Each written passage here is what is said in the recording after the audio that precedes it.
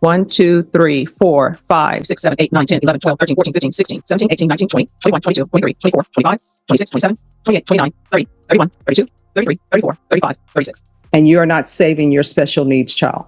All right, we can go off the record. You're going to have to get your life in order. If you don't, your life is going to continue to spiral out of control. So you're an adult. Your son is not an adult. Your son is 100% dependent upon you, and you're just doing foolish things. The court is going to find you guilty, and the court is going to... All right, guys. Today we've got a wild court hearing with Judge Boyd, and she is not holding back on this abusive mother.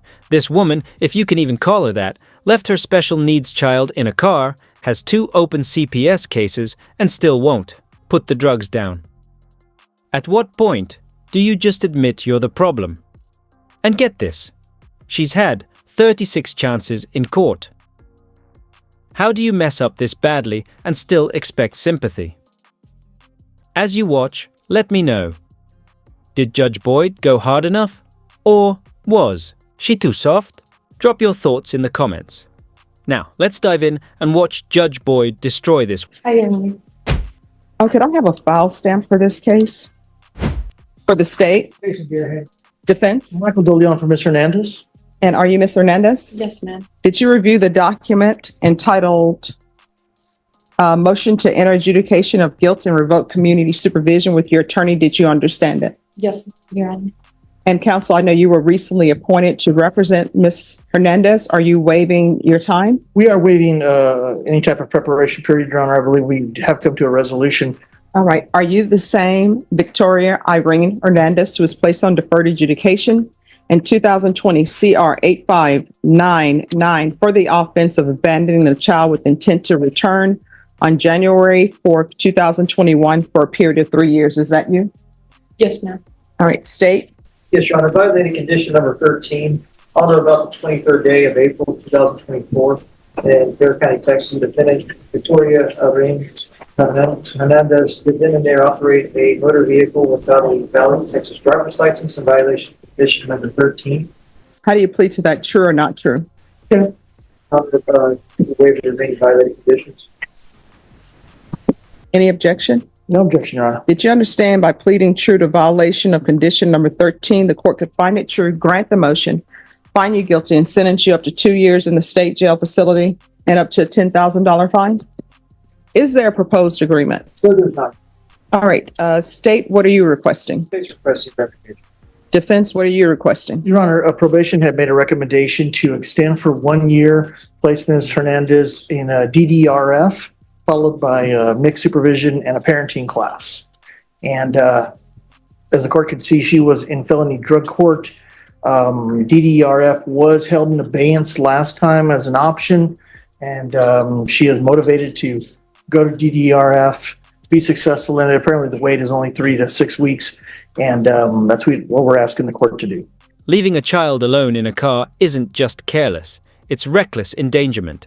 Depending on the state, this could lead to serious charges, even prison time. And for those saying, I was only gone a minute, that's all it takes for disaster to... All right, Ms. Hernandez, I don't think you're a good candidate for probation. And let me just tell you why. Felony drug court is an intensive form of probation. I know that. But from reviewing the court summary at the sanctions that they gave you over there, and let me just tell you how many sanctions they gave you, which means this is how many chances they gave you. You understand? So it's 1, 2, 3, 4, 5, 6, 7, 8, 9, 10, 11, 12, 13, 14, 15, 16, 17, 18, 19, 20, 21, 22, 23, 24, 25, 26, 27, 28, 29, 30, 31, 32, 33, 34, 35, 36. That's what you're coming to this court with. 36 times felony drug court was seeking to work with you. So you see where my mindset is? And do you understand why? Yes, Your Honor.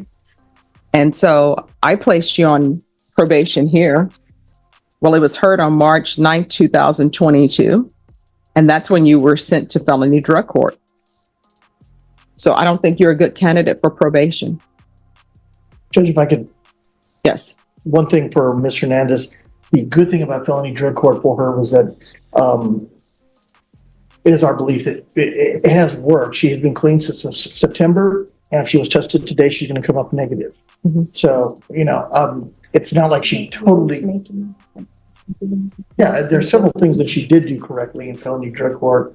There are a number of things, obviously, as the court has seen, that weren't done correctly, but she's made a lot of her appointments, and she has ended up clean, which is the point of felony drug court.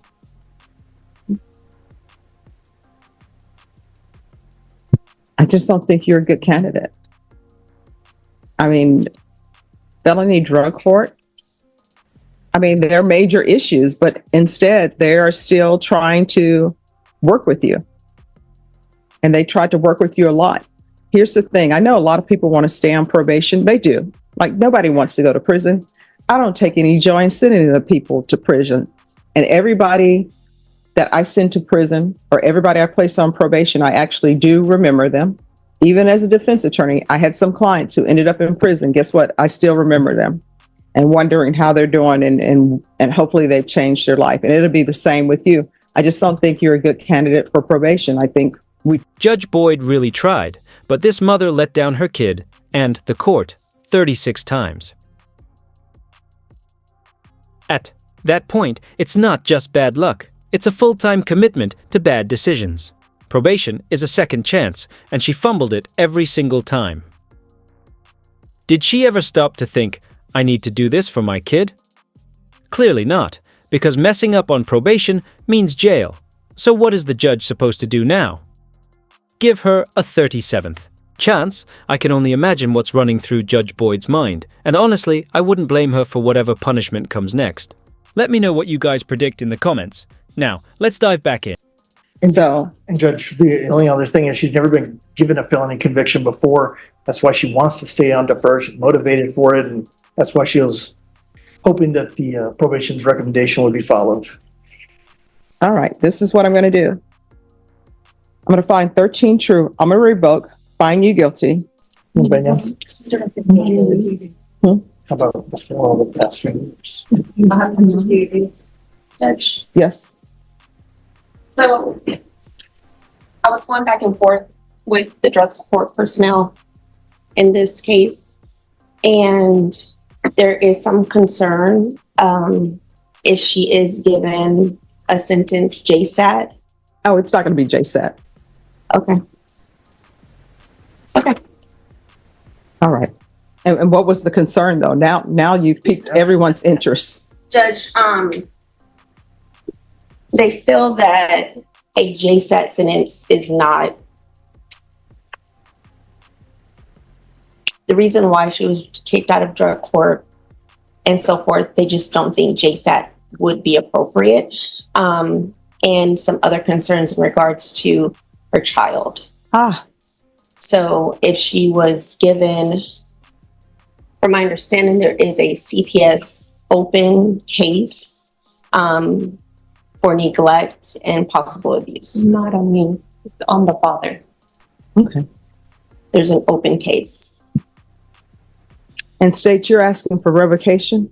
So we are not opposed to revocation, but we are not with JSAT.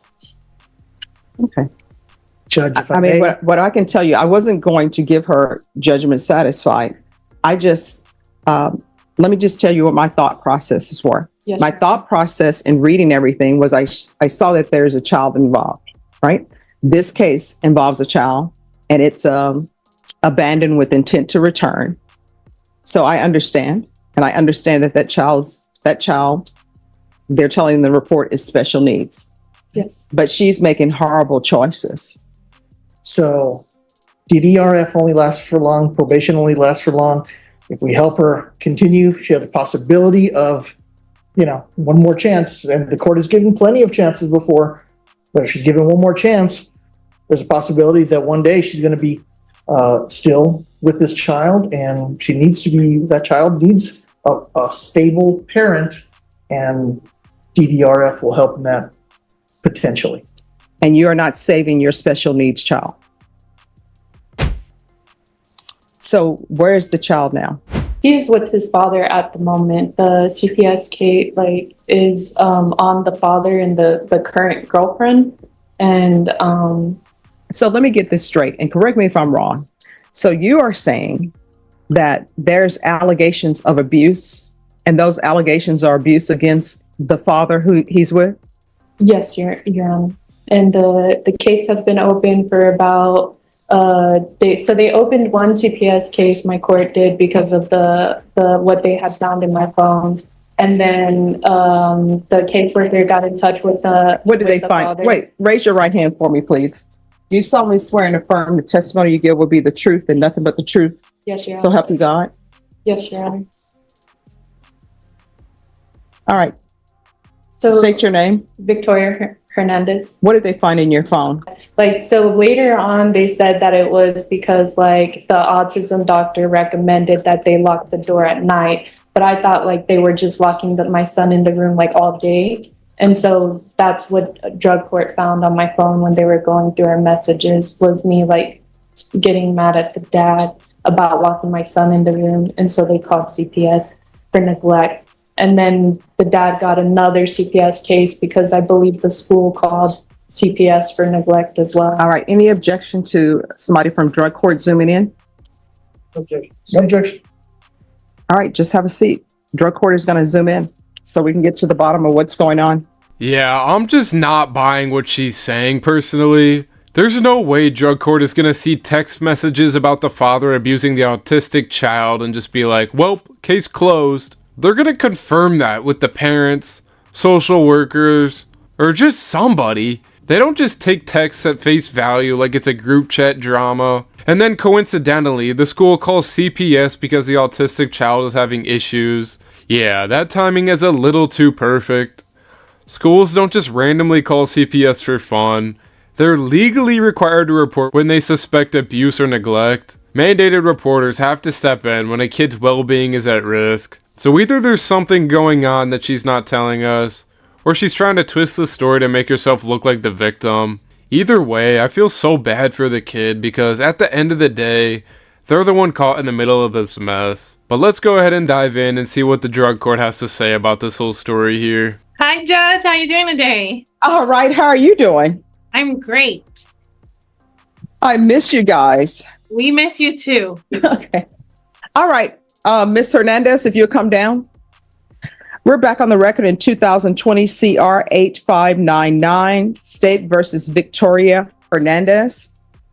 All right, so we have Officer Garcia by Zoom. Any objections to her being by Zoom? Defense? No objection, Your Honor. All right, and the state has already stated that they do not have any objections.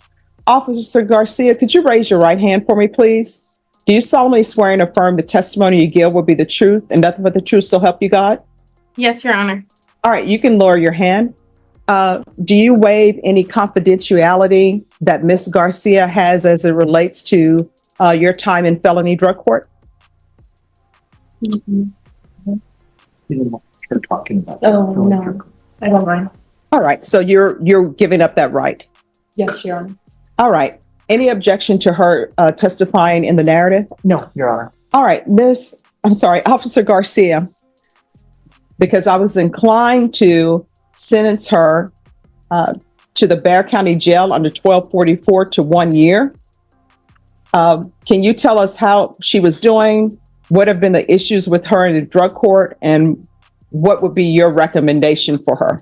As you saw in the court summary, we did work with her extensively. Every time there was a violation, we used progressive sanctions. We did have DDRF in abeyance, back on 9/20/2023. Instead of that, we went ahead and gave her the chance to do Alpha Home, which she did complete. However, she went right back to her old criminal thinking. People, places, the basics that we teach in felony drug court, kind of intertwined the two. And that is the only reason why we found out is it fell into our lap. It wasn't something that we were looking for. And we had concerns, again, because of her special needs child. We do have another case against her in CPS. So the CPS case, there is one pending for the father of her child, and we do also have one for herself. All right. Do you know, with regards to the case for herself, what is that about? Because of what was found on her phone. So what was found on her phone has absolutely nothing to do with the child's biological father? It's actually both of them are involved. But again, he was the only one that the case had. The first CPS case is only on him. So when we found the information that included both of them, a CPS case was filed against her as well. So what was on her phone, did it have to do with, I don't want to get into too much, but what was on her phone, did it have to do with her as it relates to her and her child? Yes, concerning for her to be around her child, absolutely. Okay. And then considering her case that she's on as well. So with that being said, we have seen often that we work with that individuals and there wasn't really enough progress, and we don't feel comfortable with probation doesn't like to recommend revocation. But we have seen in drug court that a lot of our participants are getting credit for time served. So we didn't want her to just, get a JSAT and be done, because then there's no problems that are fixed. And then we have the concern for the son. So that is very concerning. If I could recommend revocation without the JSAT, I would. And I would like to. That's what I would like to happen. All right. Do you have any questions? I do, Judge. All right. Officer Garcia, Yes, sir. throughout her time throughout felony drug court, she tested negative on multiple occasions, correct? Yeah, I'm just not buying what she's saying. There's no way drug court would see text messages about the father abusing the autistic child and just go, well, case closed. That's not how this works. They'd confirm it with social workers, other family members, somebody. They don't just take texts at face value like it's some group chat drama, and then, coincidentally, the school calls CPS around the same time? That timing is way too perfect.